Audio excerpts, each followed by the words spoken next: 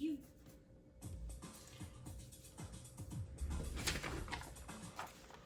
Now to Iran, where some Iranians are saying they're caught in the middle of the continued confrontation with the U.S. Those with illnesses are having trouble getting medicine, and they believe U.S. sanctions are, at least in part, to blame. Here's NPR's Peter Kenyon. For Rahela, a 65-year-old living in the Iranian coastal city of Rasht, the sanctions have caused problems for her and her husband. She says her husband is diabetic and needs insulin daily, and not long ago there was a serious shortage. Rahela herself suffers from the neurodegenerative disease myasthenia gravis, and she says she hasn't had this much trouble finding medicine since the Islamic Revolution more than 40 years ago. Reached in Iran via WhatsApp, she said the sanctions don't target medicines, but she can attest to their scarcity. Yes, I've heard a lot in the news that they say sanctions don't include medicine, but I don't really understand how. I don't know why this is happening, but however it is, many medicines are disappearing from the market, including mine. The Trump administration says the sanctions are intended to deprive Tehran of the resources it uses to fund its, quote, malign behavior in the region. But even though the U.S. says it's not targeting medicines, Ayat Abedini, a doctor who works in the pharmaceutical sector in Tehran, says American sanctions are definitely one cause of some of the medical shortages. Abedini says because the government has reduced the legal import of medicines, a dangerous black market trade has grown up. These limits on direct import, he says, have brought about an increase in fake medicines. He says the squeeze on Iran's oil exports has left the government with less money to devote to healthcare. Meanwhile, Iranians are hoarding what medicines they do find, and imported medicines have grown scarce. There are many examples, from diabetes to cancer medicines, where we have big limitations in the process. A health ministry official told the state news agency recently that Tehran is planning to lodge a complaint with the International Court of Justice over the sanctions. Analyst Javad Salehi-Isfahani, professor of economics at Virginia Tech University, says the Biden administration could make an immediate difference if the new Treasury Secretary simply eases up on the aggressive enforcement of sanctions, especially financial sanctions. And that by itself would open up some opportunities for Iranians, especially to import medicine, something they need badly, which is not under sanctions right now, but because movement of funds between Iran and other countries is prohibited, very few companies that sell this, either the equipment or the medicine, are willing to trade with Iran. It's not clear how quickly Biden might act on the Iran sanctions, but Iran's foreign minister, Mohammad Javad Zarif, says the process wouldn't be time-consuming at all, requiring just a few executive orders. Peter Kenyon, NPR News, Istanbul.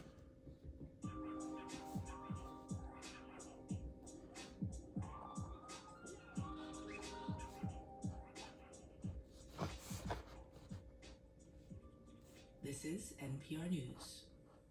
And this is Morning Edition on WNYC. President-elect Joe Biden will officially introduce his economic team today. Coming up after news headlines, we look at how the group will impact economic policies. That's still ahead. Right now, 56 degrees, mostly cloudy skies this morning. There's a 30% chance for a few afternoon showers. We'll be dropping into the upper 40s by late afternoon, breezy as well today. Tonight, mostly cloudy skies with a low of 35 degrees. It's 6:30. WNYC supporters include Smeaton, a renovation service that can upgrade homes for the remote work and school lifestyle, matching each project with general contractors while offering guidance and financial protection. More at SWEETEN.com. WNYC, independent journalism in the public interest. 93.9 FM and AM 820. NPR News and the New York Conversation.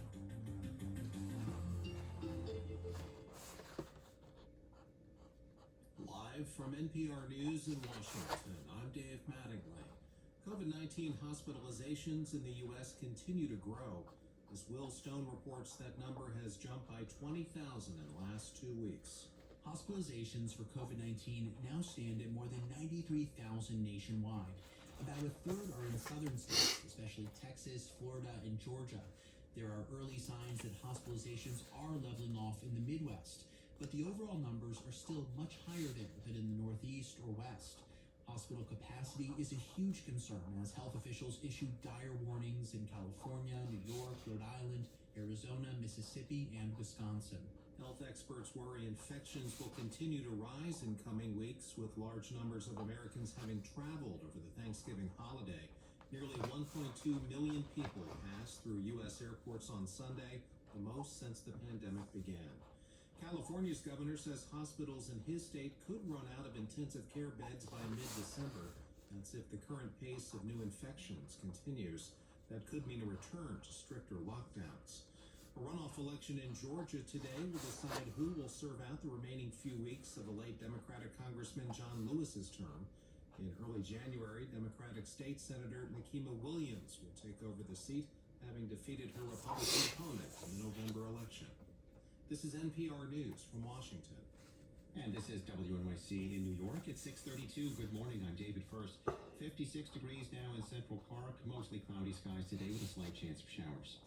New York City's education chancellor says his department has been working to improve remote learning for families and educators. Richard Carranza says the department is continually building curriculums and resources for teaching virtually. It's not sexy sounding, it's not big newsworthy, but we're actually taking what teachers are doing and sharing those best practices with other teachers. Mayor de Blasio says in-person learning won't resume for middle and high schools until next year. The mayor says the city is focused on reopening schools and ramping up testing for younger students and special education students in District 75. New Jersey Governor Phil Murphy is temporarily banning all indoor youth and high school sports through January 2nd to help fight the second wave of the coronavirus pandemic. We do not take this step lightly. As folks probably know, I'm a huge sports fan and all of our kids play sports. I hope and intend to see the winter sports season in January. Murphy says at least 170 coronavirus cases have been traced back to indoor sports, with most of them linked to youth hockey. College and professional sports are exempt from the ban, which begins on December 5th. Murphy is also limiting outdoor gatherings to 25 people, down from 150. Drivers will be tolled in both directions across the Verrazano Bridge starting today. Motorists heading to Brooklyn or Staten Island will pay a little more than $6 each way, or $9.50 for those without Easy Pass. Staten Island residents will pay $2.75. It's the first time in over 30 years that drivers will have to pay tolls in both directions. The change is meant to reduce traffic congestion on Staten Island, since many drivers use the toll-free route to get into Manhattan. Another longtime New York City tradition is being called off. Organizers say the annual New Year's Day polar bear plunge at Coney Island is canceled. This year's event, where swimmers jump into the freezing cold Atlantic Ocean, would have been the 117th annual plunge. The organizers say the decision was difficult but necessary due to ongoing concerns about mass gatherings during the pandemic. 56 degrees now, mostly cloudy skies. Could see a few showers this afternoon, and the temperature will be dropping into the upper 40s by late afternoon. Tonight, mostly cloudy, low around 35 degrees. Support for NPR comes from WNYC members and from Procter & Gamble, maker of Metamucil fiber gummies, made with a blend of prebiotic plant-based fibers that provide 5 grams of fiber in each serving, designed to be taken every day. More at metamucil.com. And your part-time controller, specializing in nonprofit accounting. Your part-time controller helps nonprofit organizations with all of their accounting needs. Learn more at yourparttimecontroller.com. This is Morning Edition from NPR News. I'm Rachel Martin. And I'm Lulu Garcia Navarro. President-elect Joe Biden will introduce today his team tasked with rebuilding this devastated economy. 4 are women, including Janet Yellen, his nominee for Treasury Secretary, and 3 are people of color. Wally Adeyemo will be Yellen's deputy. Neera Tanden is his pick for budget director, and Cecilia House has been chosen to chair the Council of Economic Advisors. But what does the gender and race of the picks say about what kinds of policies they may put in place? Our next guest has some thoughts on that. She is economist Lisa Cook, and she served as an advisor under President Obama, and she is a professor at Michigan State University. Her work is focused on the impact racism has had on holding back the economy. Good morning. Good morning. So Yellen, Tanden, and Rouse have worked to increase worker earnings and reduce racial and gender discrimination in the economy, for example. What does that signify about the priorities of this team?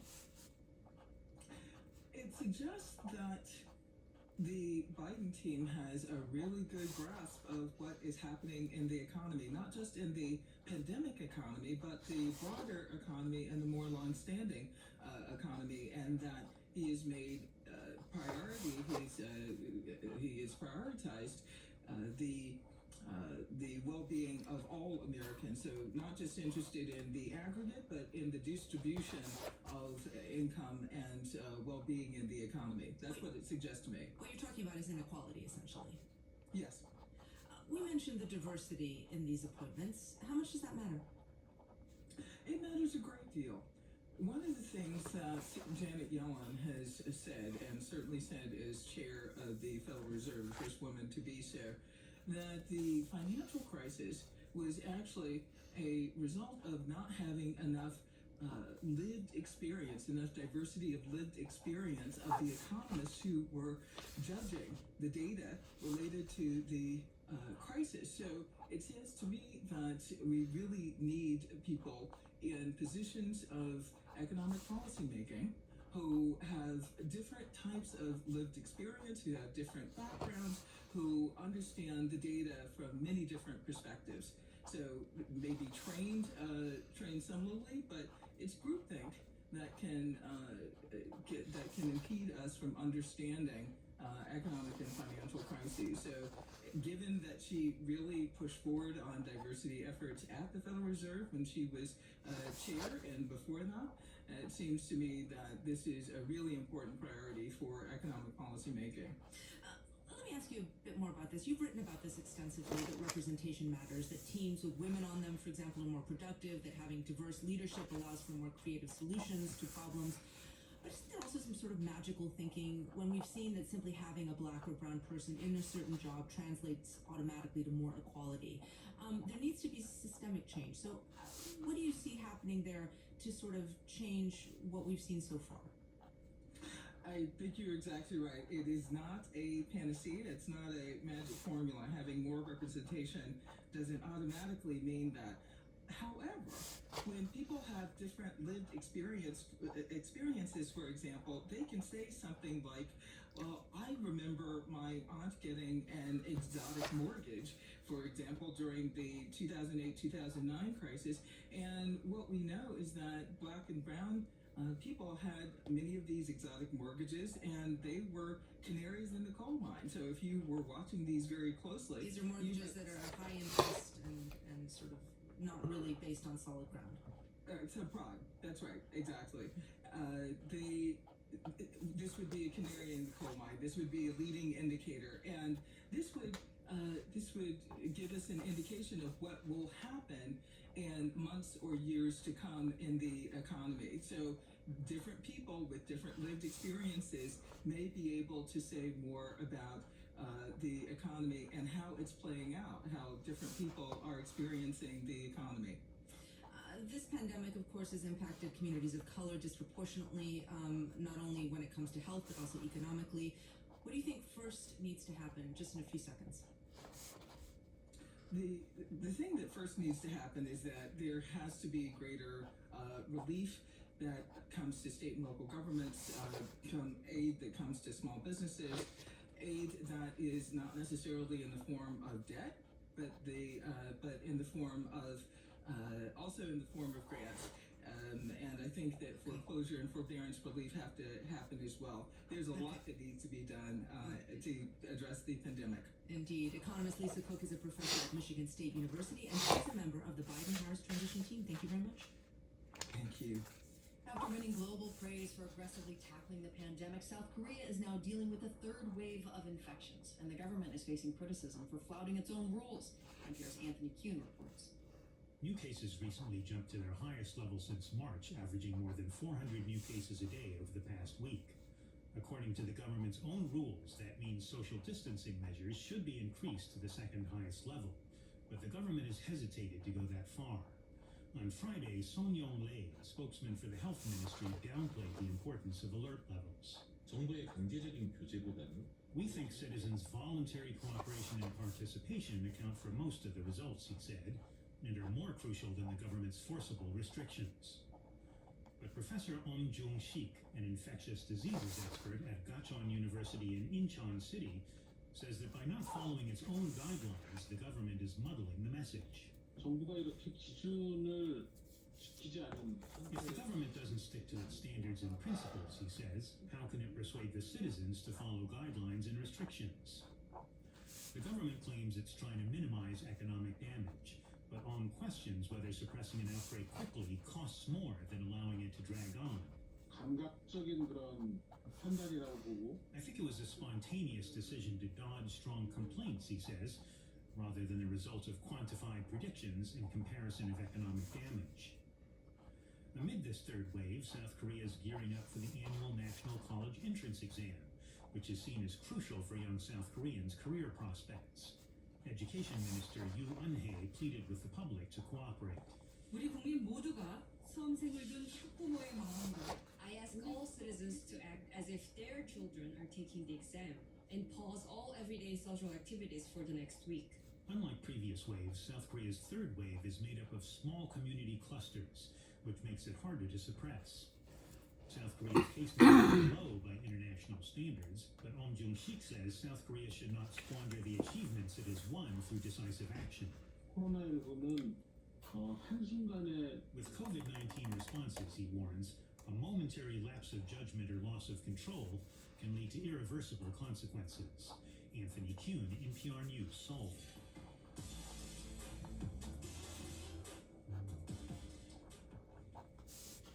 Support for NPR comes from member stations and from Total Wine & More, where in-store teams can recommend a bottle of wine, spirit, or beer for the holidays. Shoppers can explore more than 8,000 wines, 2,500 beers, and 3,000 spirits. More at TotalWine.com.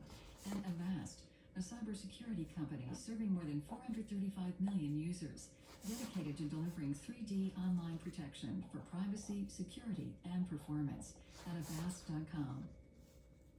It's Morning Edition on WNYC. I'm David First. Housing Court has been moving slowly since it reopened for new cases that weren't emergencies in June. Since then, only 23,000 eviction cases have been filed, less than half as many as during the same time last year. But tenant advocates fear many more are on the way. WNYC's Beth Furtick reports things aren't getting back to normal anytime soon, and both tenants and landlords are in a state of worry. Fanny Luna and her husband went through a terrible time in March. Both got COVID-19 and were sick for about 2 weeks. They also lost their jobs. With 3 children to support, she said they had to stop paying the rent on their small East Harlem apartment. Pues lo poco que teníamos ahorrado fue lo que ocupamos para la comida, que era como... What little we had in savings we used for food, and the rest became secondary, she says. And they haven't paid any rent since then. Luna and her husband are undocumented immigrants.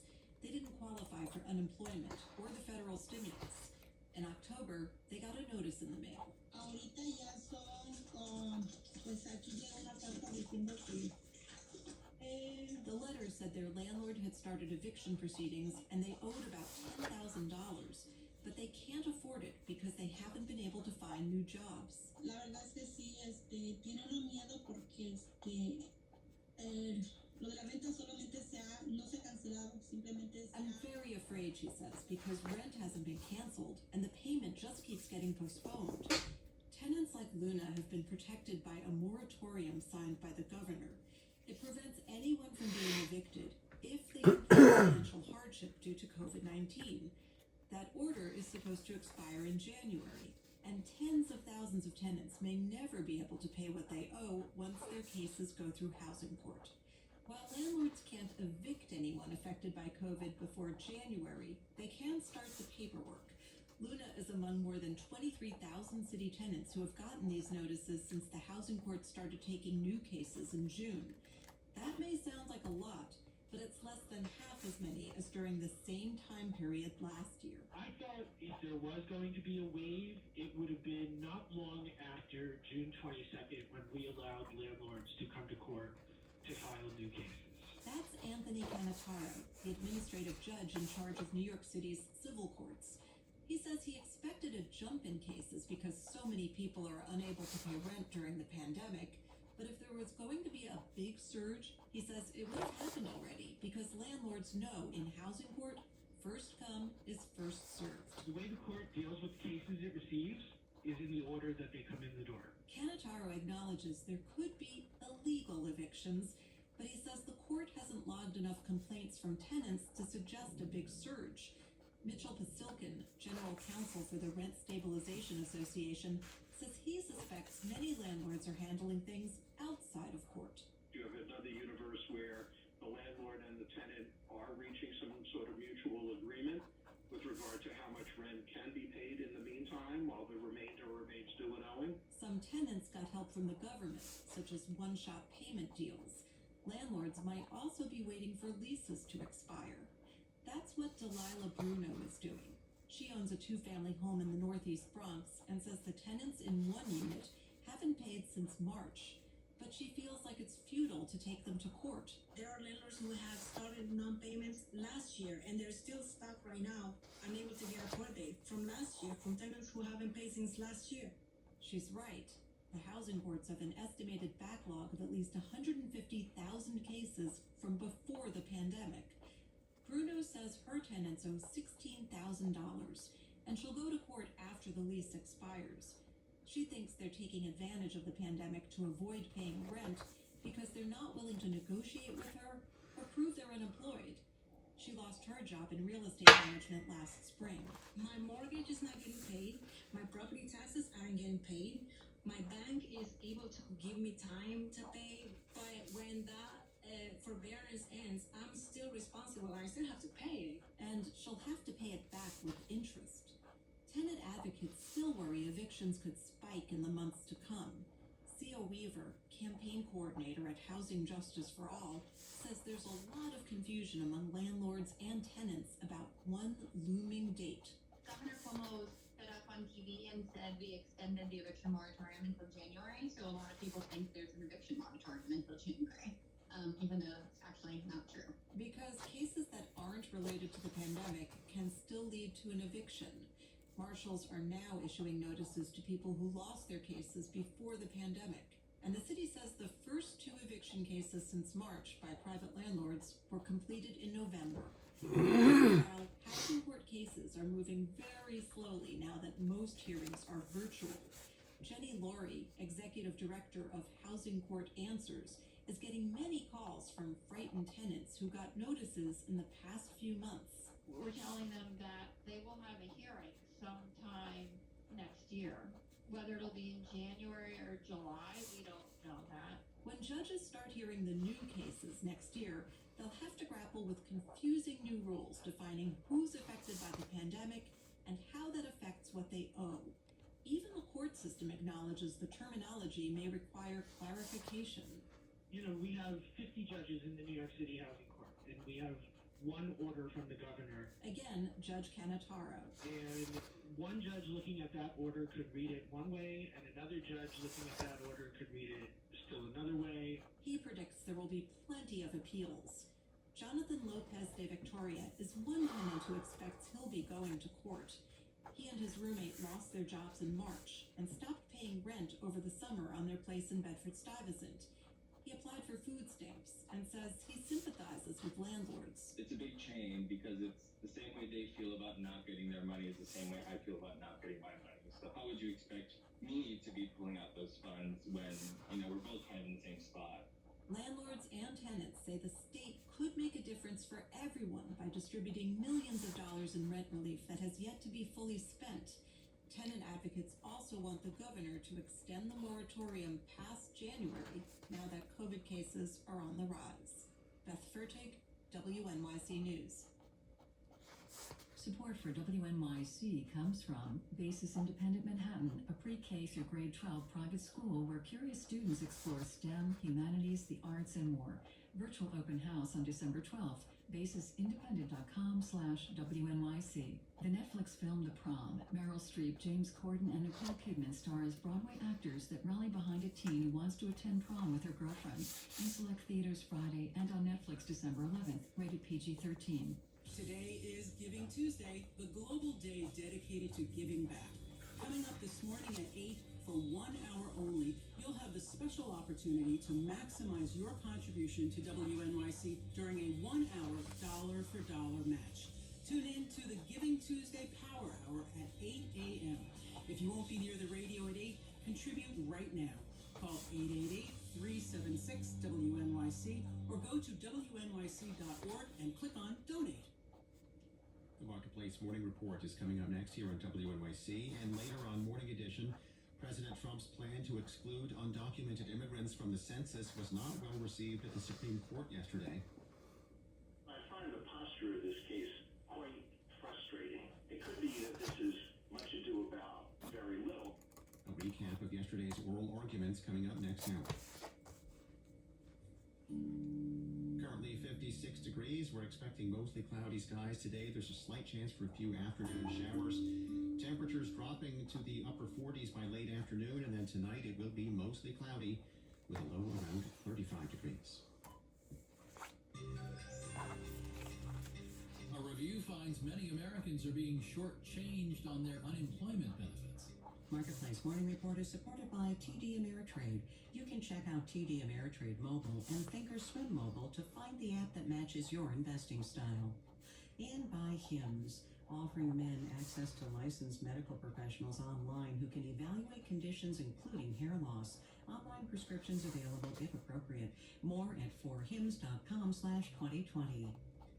I'm David Brancaccio. When it comes to layoffs in this country, the government's been counting wrong and paying out less unemployment money than people are due. That's according to a new report from the Nonpartisan Government Accountability Office. Marketplace's Nova Safo's been looking into this. That's among the two big takeaways in this report, David. A lot of people have gotten shortchanged on the amount of aid they are entitled to. This has to do with the Pandemic Unemployment Assistance Program. That's the one the federal government funded through the CARES Act, the one meant for people who don't qualify for regular state unemployment aid, gig workers and the like. And what the GAO found is that after the $600 in weekly supplemental aid from the federal government expired over the summer, in 29 of the 41 states that reported data, unemployed people were getting paid less than the $245 a week needed to remain above the federal poverty line. That's less than Congress intended for them to get. And why might that be, Nova? Well, states had a flood of claims initially, so they started by paying out the minimum amount allowed by law, just to get money out to people quickly. The idea being they'd later process documentation, proof of income, and pay back what people are owed. Well, in a lot of states, that still hadn't happened as of late fall. On top of that, in 13 states, regular state unemployment aid left many people below the poverty line as well. They're just not getting enough money on a weekly basis. In the meantime, the backlog, David, is partly to blame for another problem, which is that we're not getting an accurate count of how many people are jobless. The Labor Department counts claims, not people. So if one person has multiple weeks of claims due to the backlog or just the way the states process those claims, that can cause inflated figures, which means we don't have an accurate count of the jobless problem. All right, Nova Safo, thank you. It's December the 1st, and we can tell you that stocks in November posted their biggest monthly jump in 30 years. You have to go back to early 1987 for a stronger month. To name but three reasons: uncertainty about politics draining away with the incoming Joe Biden presidency, several coronavirus vaccines testing well, and pandemic low interest rates making stocks look like a better alternative. Zoom in tight and you have yesterday itself, the last trading day of November, where the Dow fell 271 points, 0.9% amid the prospect of new restrictions on gatherings and commerce as COVID-19 rages. Federal Reserve Chair Jerome Powell testifies today for a Senate committee. I just went through the text of his prepared remarks, where he will say the outlook for the U.S. economy is, quote, extraordinarily uncertain. This morning, London's FTSE index is up a lot, 1.9%. The Dow future up 344 points, 1.1%. S&P and NASDAQ futures are also up in the 1% range. Marketplace Morning Report is supported by C3.ai. C3.ai software enables organizations to use artificial intelligence at enterprise scale, solving previously unsolvable business problems. Learn more at C3.ai. And by WeWork, committed to working in new ways, focusing on health and safety, flexible terms with purposefully designed spaces. More at WeWork.com/tomorrow. And by Staples, with supplies to get business done, from ink and toner cartridges to technology like webcams and networking accessories. More at Staples stores or staples.com. As a marker of food insecurity and poverty, 30 million children in the U.S. qualify for free or reduced price meals at schools, and that was before the pandemic recession. The federal government subsidizes this, but school districts have extra costs. Marketplace's Erica Barris reports. There are about 400 school bus stops scattered around Savannah. Some are in the city, others further out. It's a network that winds through neighborhoods and connects thousands of families to schools. So it made sense to use the bus stops to deliver meals to students. Ann Levitt is the superintendent of Savannah-Chatham County Public Schools. She says when the schools offered free meal pickup, just over 2,000 meals were served a day. But Once we start delivering by bus, it could be up to 10,000. that's still not even close to the 24,000 free meals the district served when all students attended in-person classes. Nothing replaces or nothing currently comes close to having access to students every day. That's a problem for the kids and the schools, says Lauren Bauer, a fellow at the Brookings Institution. While many schools and districts are expending a lot of resources to provide these meals, take-up rates are much lower than the eligible population, and in fact much lower than they would be if schools were open all the time. Around 30 million kids around the country rely on that food. In the spring, the USDA made all families eligible for free meals. Some families also qualify for pandemic EBT. That's extra money for food each month. Meanwhile, schools are spending on personal protective equipment, gas for buses to deliver breakfast and lunch, and packaging for the food. Diane Pratt-Hefner is with the School Nutrition Association. They've now had to add a whole new budget line for meal prep. They're having to package up all the meals, and the cost of those packaging materials has skyrocketed because every restaurant is doing more grab and go, more carry out. Some schools are running 2 food operations. In San Antonio's Northeast School District, some students attend class in person, others remotely. Sharon Glosson runs the school nutrition service. Because we are feeding many thousands less meals every day, the revenue that we receive from the federal government for reimbursement of meals is much less. The grab-and-go meal service has already cost the district $22,000 just in packaging materials since August. She says her district is making up the cost by using money from other parts of the school budgets. I'm Erica Barris for Marketplace. And before we go, okay, move along, quit your rubbernecking, nothing to see over here. 5 minutes. That's the max amount of time allowed this COVID year for people interested in taking in the holiday cheer of the big Christmas tree in New York's Rockefeller Center. Pods of 4 max, 6 feet apart. New York's mayor says the best way for people to watch the lighting ceremony on Thursday is on a screen from home. Our producers are Meredith Gerritsen, Stephen Ryan, Daniel Shin, and Erica Soderstrom. I'm David Brancaccio, Marketplace Morning Report from APM, American Public Media. WNYC is supported by Geico Insurance, celebrating over 75 years of providing auto insurance for drivers across America.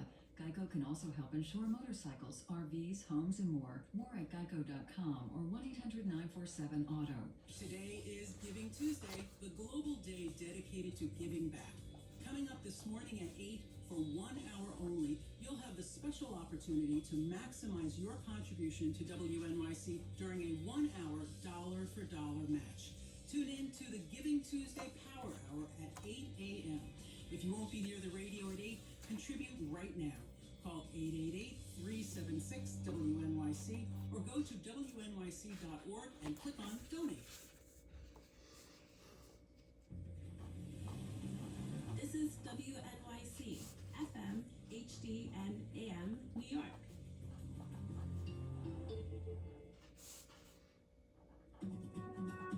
Good morning. A new report offers surprisingly good news about how much children are learning during this major disruption to schooling. The most vulnerable kids, however, continue to fall behind.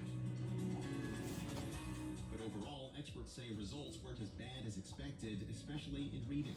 Given the craziness that we are in, there's some optimism. I'm I'm David First. It's Morning Edition from NPR and WNYC.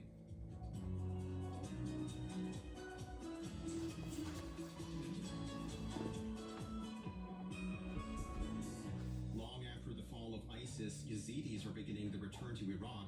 A nationwide survey finds willingness to take COVID-19 precautions tends to break along partisan lines.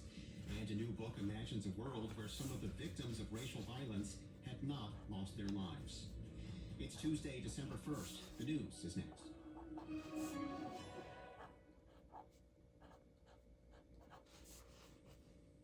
Live from NPR News, I'm Corva Coleman. The World Health Organization says that globally, the number of reported coronavirus cases has gone down slightly over the last 2 weeks. But NPR's Jason Beaubien reports the WHO is still concerned about a dramatic rise in some parts of the world.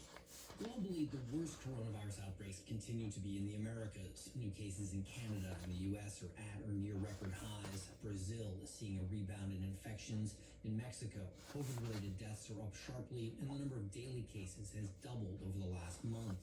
The head of the World Health Organization, Tedros Adhanom Ghebreyesus, says the situation in Mexico is very worrisome, in part because leaders haven't been sending a clear message about wearing masks and other precautionary measures. Wearing a mask is important, hand hygiene is important, physical distancing is important, and we expect leaders to be examples. Globally, India and parts of Europe are seeing numbers of new infections trending downwards. Jason Beaubien, NPR News. President Trump's special advisor on the coronavirus pandemic, Dr. Scott Atlas, has resigned. NPR's Jeff Brumfield reports that Atlas's brief tenure was marred by blunders and controversy. Scott Atlas was a radiologist by training. He pushed fringe theories about the coronavirus, including the idea that large numbers of people should get infected in order to reach so-called herd immunity to the virus. Trump was attracted to his views, which put the economy first, but public health experts were appalled by his lack of scientific rigor. Atlas also made numerous political blunders, including a lengthy interview with Russian state media that ran just days before the U.S. election. In October, Twitter removed a tweet from Atlas in which he argued against the use of face masks based on junk science. Since he began his job in August, nearly 100,000 Americans have died of COVID-19. Jeff Brumfield, NPR News, Washington. President Trump continues to lie about winning the U.S. general election. The former director of the Department of Homeland Security Division that protects against cybersecurity threats again says that there was no fraud or malicious action in the national vote. Christopher Krebs was fired by President Trump. Krebs says all parts of the U.S. government work together to protect the nation's election. The federal government, of all the time I've seen government, this was the single best coordinated, most collaborative undertaking across the national security apparatus. Whether it's the intelligence community, the law enforcement community, the Department of Defense, the Election Assistance Commission, all working together in a near seamless operation to defend from threats, foreign and domestic. Christopher Krebs spoke to NPR's Morning Edition. You're listening to NPR News. And this is WNYC in New York, 4 minutes after 7 o'clock. Good morning, I'm David First. 55 degrees now in Central Park, mostly cloudy today. There's a 30% chance for some showers this afternoon. And getting colder, dropping into the upper 40s by late afternoon. Drivers will be told in both directions across the Verrazano Bridge starting today. New York is bracing for a post-Thanksgiving surge in COVID cases. Governor Cuomo says hospitals must prepare to add 50% more beds for COVID patients and identify retired nurses and doctors who could be called on to help if they have staffing shortages. Cuomo says hospitals in Erie County will cancel elective surgeries by Friday, and other counties could have to do the same. We lived this nightmare, we learned from this nightmare, and we're going to correct for the lessons we learned during this nightmare. The statewide COVID positivity rate is up to 4.5%. There are now more than 3,500 New Yorkers hospitalized with the virus, up from about 1,000 a month ago. The state says small gatherings in people's homes are the leading cause of new infections. 25 additional coronavirus testing sites opened by the city to meet increased demand ahead of the holidays will remain open until the end of this week. Kelly Coyle got tested at the new site at Penn Station. She says she's trying to stay proactive about testing because she commutes on the subway every day. I haven't been exposed or anything, but I'm just trying to stay on top of, COVID, and so I get tested every week. Testing sites along with wait times can be found online at nychealthandhospitals.org. Appointments can be made at some testing sites, others are walk-in only. The head of the running organization that oversees the New York City Marathon is stepping down after facing allegations of racism and sexism. Michael Caparaso is the CEO of the New York Roadrunners. He will leave the organization at the end of this month. A group made up of former and current NYRR employees started an online petition calling for Caparaso's resignation earlier this year in order to address diversity issues and workplace culture. In a press release, the chair of the organization's board thanked Caparaso for his dedication. Caparaso said he was proud of the growth of the organization. 55 degrees now. It is mostly cloudy, and there's a slight chance we could see some showers this afternoon. And yes, it will be getting colder during the day today, dropping to 47 degrees by late afternoon. Breezy as well, so it'll feel even colder. Tonight, mostly cloudy, getting into the 30s, a low around 35 degrees. And then tomorrow, it's going to be mostly sunny with a high near 45. This is WNYC. Support for NPR comes from Capital One, offering Capital One Shopping, a downloadable browser extension that searches various sites for shoppers. What's in your wallet? More at CapitalOneShopping.com. Today is Giving Tuesday, the global day dedicated to giving back. Coming up this morning at 8, for 1 hour only, you'll have the special opportunity to maximize your contribution to WNYC during a 1 hour dollar for dollar match.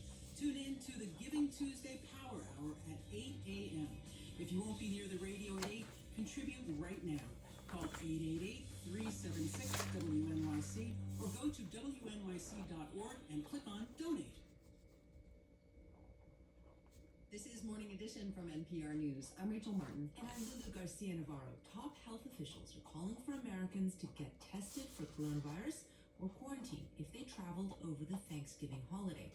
That's because cases in most parts of the U.S. are at historic highs, and officials are bracing for the pandemic to get worse. Well, new results from a major national survey about the pandemic help explain how we got here and display a major partisan divide in people's behavior. And NPR health correspondent Rob Stein is with us this morning to talk us through it. Good morning. Good morning, Lulu. So tell us about the survey. What did it find?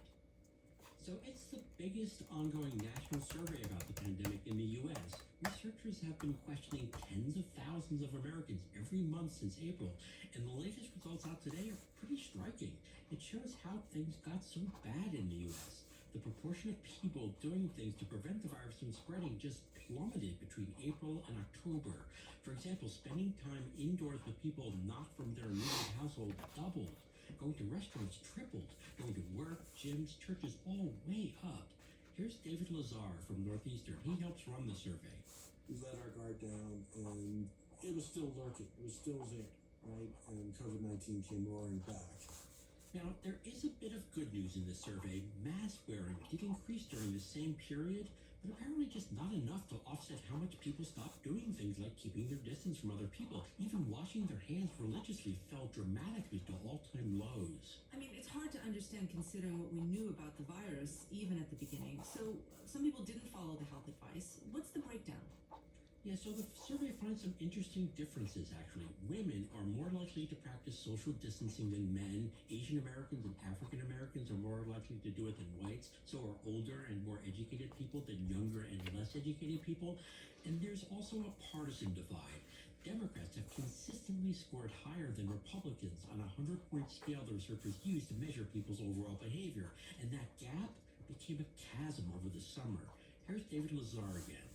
Differences between Democrats and Republicans in the spring were very small. Both were in the 80s on this 100-point scale, and Democrats have slipped to 60-something, and Republicans have dropped to 40-something. So that tiny gap of a handful of points has jumped to roughly 20 points on our 100-point scale. So that's gone way, way up.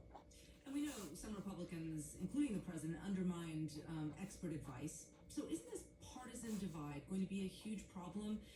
in trying to get the country on the same page under a new administration? Yeah, you know, it is. But the survey actually does have some encouraging news about that.